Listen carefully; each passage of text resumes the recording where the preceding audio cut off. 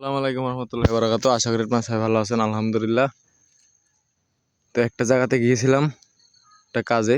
তো কাজ থেকে আসার পরে গরু বিকালের সন্ধ্যার সময় যে ঘাসটা দিয়ে ঘাস নাই, দেখতে পাচ্ছেন ইফতারি করে, রোজার দিন ইফতারি করে ঘাস কাটতে এসে পড়েছি রাতে, কিন্তু একবারে বিলের ভিতরে একা একা। তো ভাই এটাই গরু পালা, এটার নাম। এই যে দেখতে পাচ্ছেন, তাও ওই বেশি ভিতরে যায়নি। ওই জায়গা থেকে ঘাস আনতে অনেক দেরি হয়, কাছের জমিতেই বিলের ভিতরে কড়া ঘাসগুলো কাটছি, যেহেতু আজকে বিকালের জন্য আপাতত সন্ধ্যার যে ঘাস দিব 2 বোঝা ঘাস লাগবে, এবং সাথে কিছু আউট দিয়ে আজকে চালাই নিব। কালকে সকালে আল্লাহর রহমতে ঘাস কাটবো। এই যে দেখতে পাচ্ছেন যেগুলা বেঁধে ফেলছি। তো ভাই এটাই গরু পালার জীবনে, যে দেখতে পাচ্ছেন আমি তো এই যে, তো গরু পালতে গেলে আপনার এরকম খাটনি করতে হবে।